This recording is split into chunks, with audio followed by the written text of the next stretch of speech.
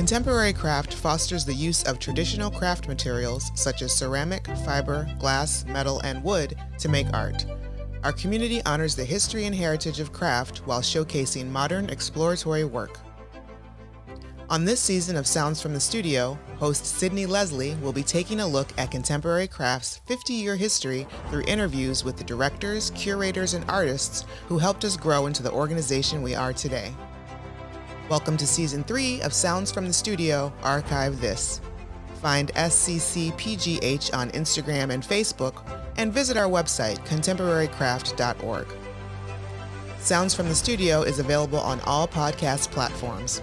We just ask that you please follow, rate, and review the podcast so more folks can find it. Over the past season, I've enjoyed bringing you interviews with the directors, curators, and artists who helped us grow into the organization we are today. For our upcoming season, I'm handing the hosting reins to Contemporary Craft board member, Dr. Gretchen Givens Generett.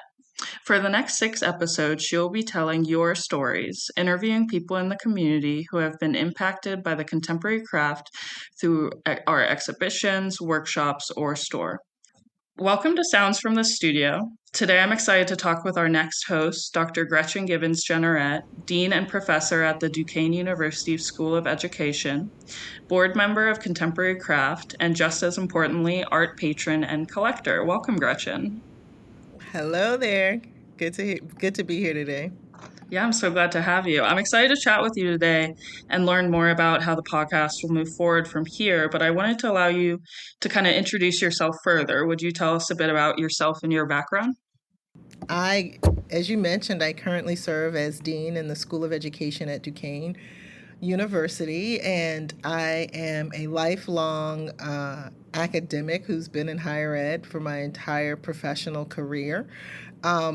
That part is an important part of my identity, but in terms of, what brought me to contemporary craft, I would say it's really my love for and appreciation of art and community.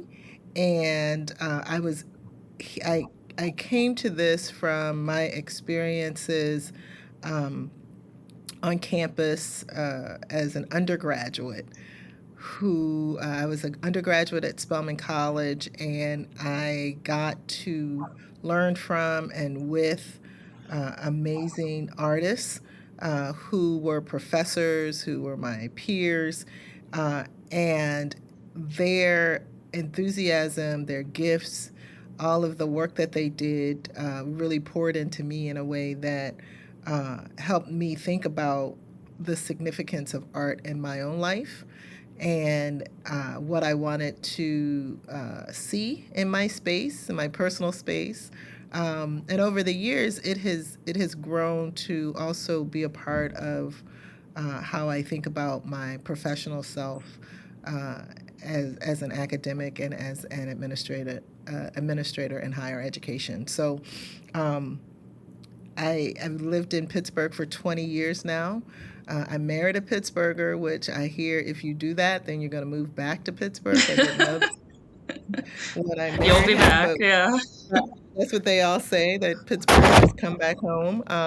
But yeah, we've been here for 20 years. I am a mom of an adult son, William, who will be 24 this summer, and a senior in high school, 17-year-old Gabrielle. So that's who I am, and I'm just really happy to be a part of the Contemporary Craft family. This is my second time as a board member, by the way. The first time, the first time Ann Haley, who is a dear, I love Mrs. Haley. She's a dear friend and someone I admire a lot. She was on the board many years ago, and she was the kind of person who was like, come on, you're going to go do this. And it was one of my board ventures, one of my very first boards. And I came back on to the board in 2020, probably about 10 years of not being on the board. So it's been an experience being a part of the Contemporary Craft family. Yeah. May I ask what brought you back? To the board. Yeah. I feel like Janet asked me to, right? So Mm-hmm. it was one of those things again where I stay connected to contemporary craft. I would come to the store, try to come to a couple events, and I'm not sure how my name came up or who nominated me. I should have asked her that, right? But she asked me to be a part of it, and this was right before, so it was at the end of 2019, I think, and so it was right before the COVID pandemic, and so Mm-hmm. um, yeah, so no, it's one of those things where I feel like if you have been a part of the experience at Contemporary Craft, you will continue to want to be a part of what's happening there or Right, here. right. And I know you Yeah. said you were still kind of involved when you weren't Mm. on the board, still coming to shows in the store and whatnot. And I know I've spoken to you a little bit before that you're a collector as well. Would you touch on that a little bit? What does that look like for you? Yeah, so it is so interesting because I think becoming a collector can be very intentional, and people are really looking for particular artists and things. I feel like for me, becoming a collector was truly unintentional, right? Like when I Mm-hmm. mentioned to you about my experience as an undergraduate about wanting to be able to capture certain feelings that Mm-hmm.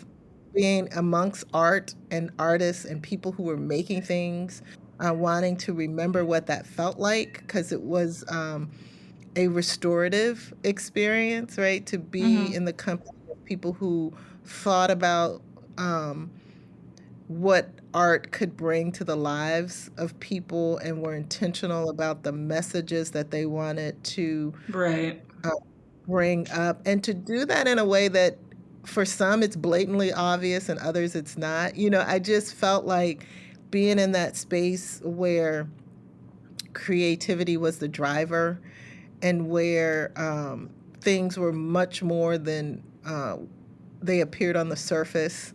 Mm-hmm. um, you know, it was something that I wanted to be able to, um, like I said, capture in the ways in which I was teaching in my college classrooms. This idea that things are very complicated and complex, and yet at the same time, there's some foundational pieces that are pretty simplistic, right? Mm-hmm. That's what art felt like for me.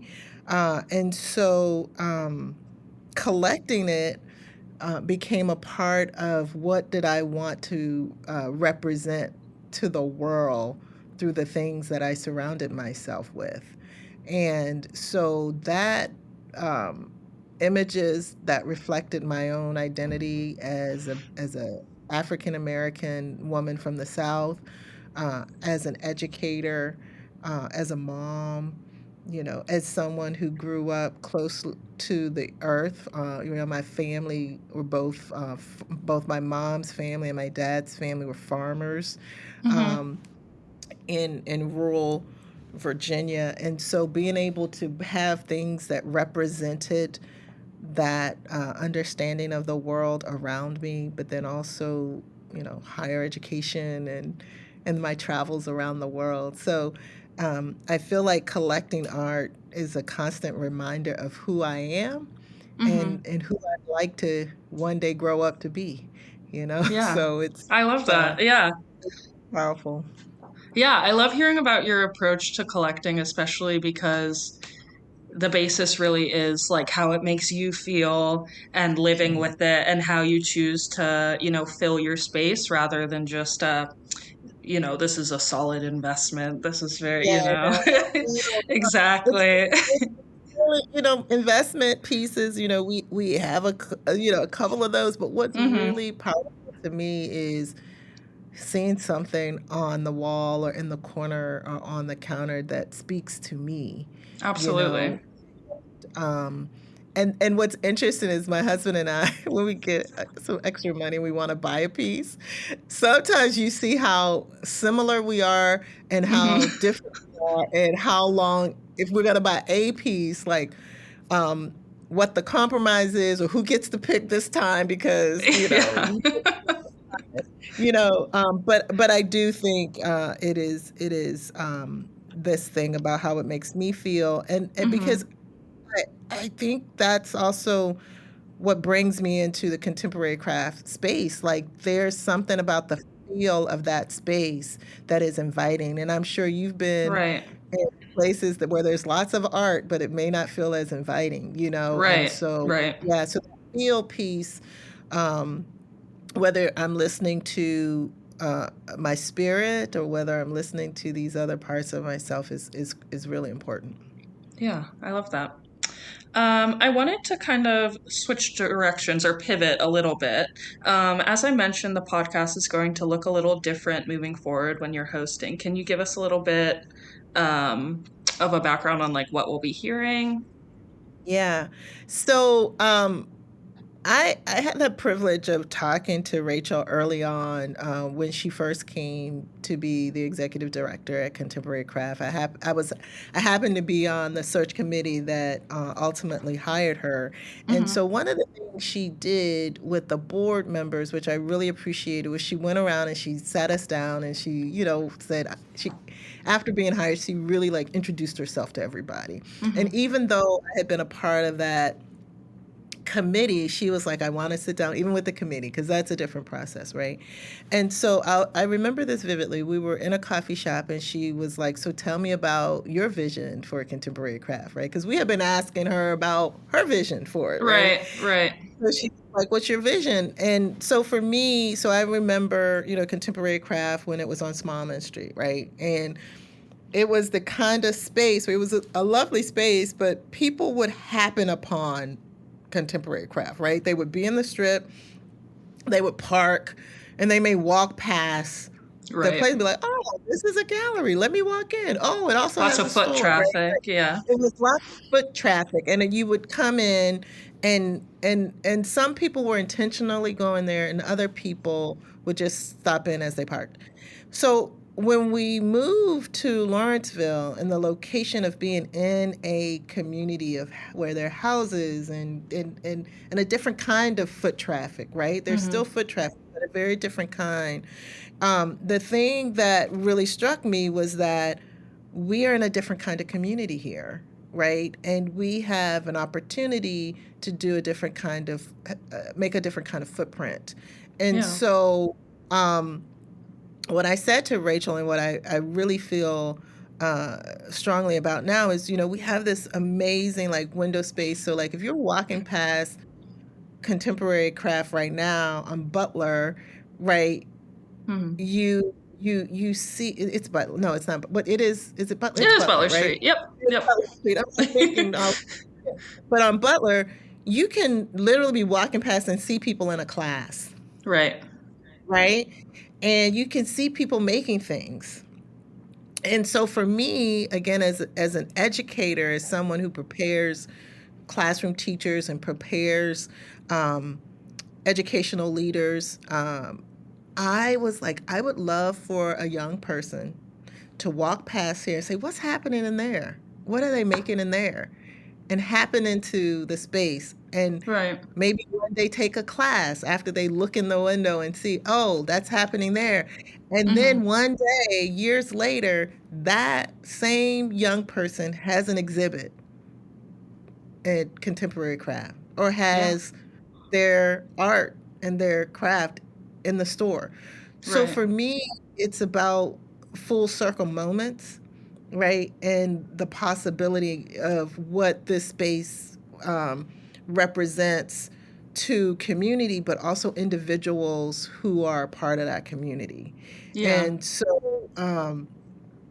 I am very interested in how then do we capture the stories of how people came upon contemporary craft, or how did they Yeah. learn about it? What's their relationship to it?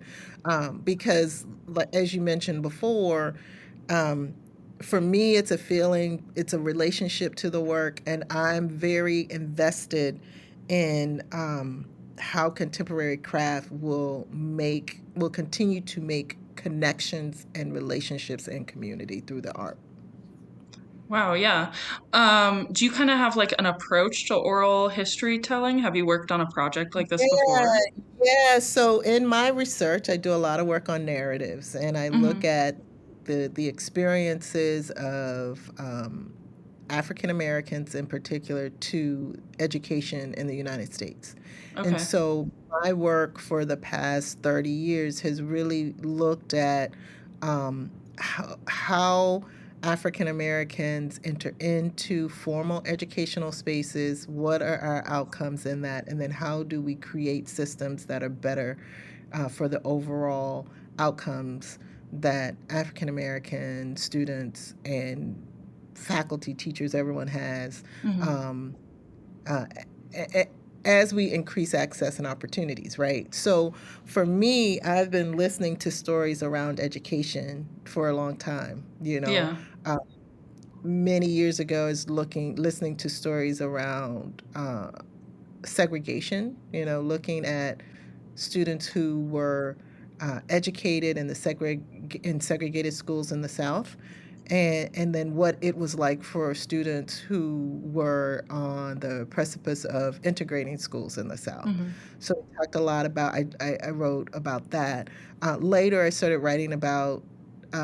Again, through oral narratives about the experiences of students at predominantly white institutions, but then also faculty who were working in those spaces as they attempted to support students of color and to teach around issues of inclusion. Um, and so that's been my work. So I've been listening about stories of education, and so Yeah.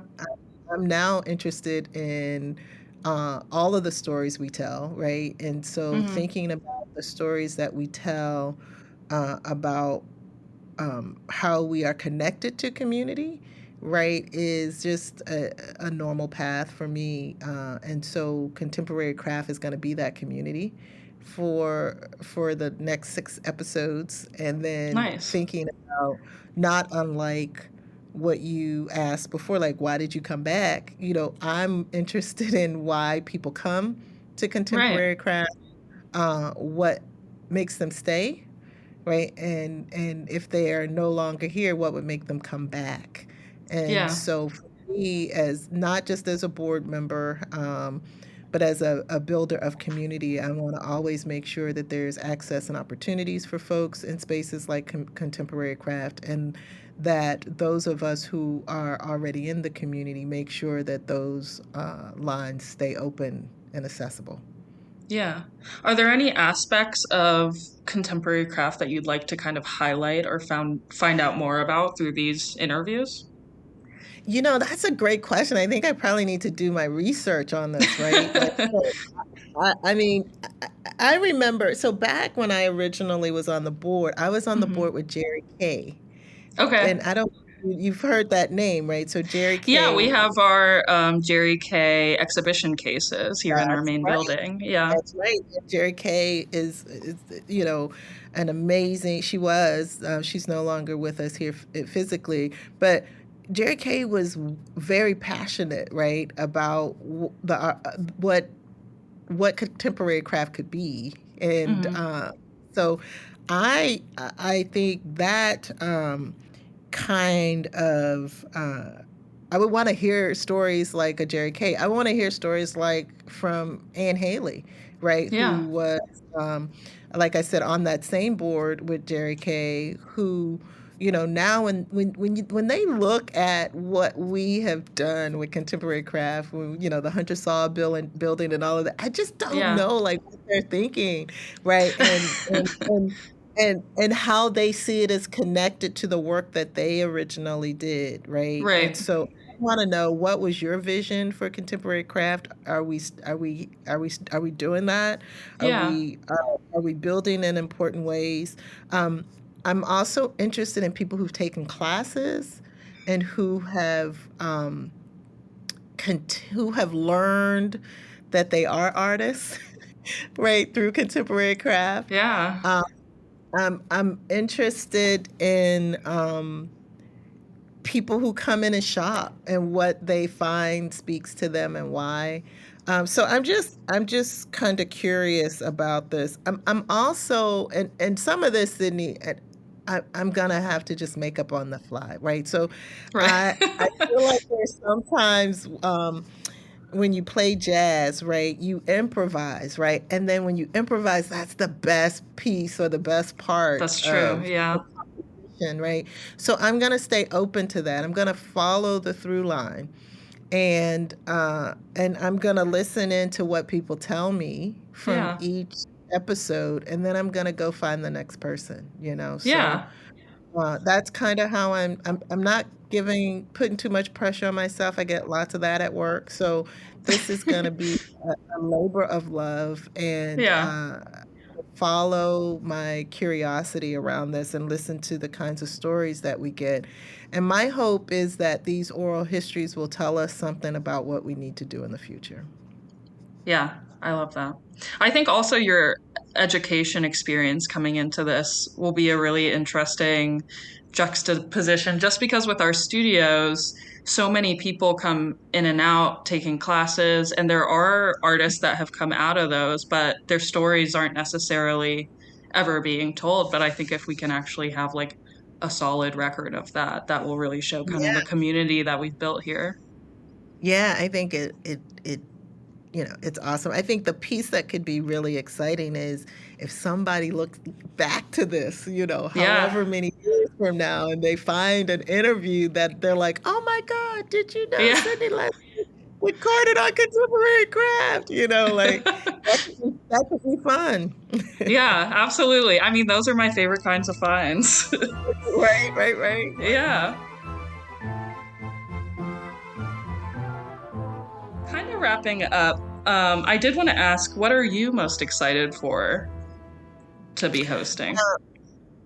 So this gives me this is just something new and different to do. So I'm Yeah. excited to be in conversation with people about what they feel passionate about, right? I Hmm. mean, I feel like there's lots of chaos in the world right now. And so for me, this feels a little bit like, I mean, I hope I'm not being too selfish on it, but it feels like a gift to me. I'm looking for things that pour into me, that give me energy to do the hard work Yeah, that I absolutely. do in support of preparing um, young people and not so young people to face an uncertain world. So for me it is about being in conversation with creators and those who admire creators in a way that is restorative. Yeah. Well, I certainly would not call that selfish. Okay, well, thank you. Yeah. Now, my last question that we kind of ask everyone, Oh that I will gosh. leave you with is, what are three songs that describe you and your work? Oh, Sydney, I really should have read this whole list of questions, right? Oh Like, so I'm a big Mary J. Blige fan, so I like no. the song Okay. I'm Fine is one of my favorite ones. It's a great Hmm. dance tune. The message of self-acceptance is great. Good choice. I'm also a huge, huge Stevie Wonder fan. Like I've seen him in concert multiple times. Hmm.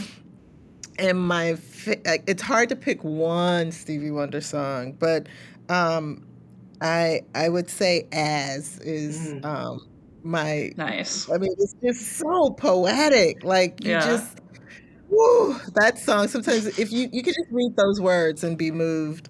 Um, I also grew up, like I said, in the South, Hmm. intergenerationally, and my grandmother um, listened to gospel music and spirituals all the time, and so Hmm. I'm gonna pull in my grandmother's song. She used to play this song called "In the Garden," Hmm. which really is a story of being with whatever. In our experience, it's with Jesus and being by yourself. But the song talks about going to the garden to be restored, and it's about watching the dew on the flowers, and it's really about inner peace, and about going to a place where you can hear the voice of something larger than yourself. Yeah. And that is something that, especially in a really noisy, chaotic world, it's important to be able to find that space where you can listen in and turn inward and hear the sounds that are being muffled, especially if that sound is your own inner voice. So, in the garden is the last one I would Nice. choose. Those are great choices. All right. Well, thank you for chatting with me today, Gretchen. Yeah, thank you. I'd like to give everyone a chance at the end to My kind of pleasure. share where people can find them online if that's your thing, or if you'd like to promote any upcoming news you might have. Is there anything you'd like to share? No, I just want to encourage people to listen in and to let them know that if they're interested in sharing their story in contemporary craft, to let me know. But no, I don't have any particular news that I would share at this time. But Okay. you can find, let's see. You can find me at my Duquesne email or at ggenerett@gmail.com, and just let me know that you're interested in sharing your story. Okay. Yeah. And I'm sure we could also put that kind of into the description on Spotify and stuff like that so people can reach out to you. That would be Yeah. that would be So awesome. thank you again. And everyone, I hope you join us back here in July for our first episode of the new season. Sounds from the Studio is produced by Rugged Angel Productions for Contemporary Craft. Please subscribe to and rate the show wherever you get your podcasts. And don't forget to share. Thanks for listening.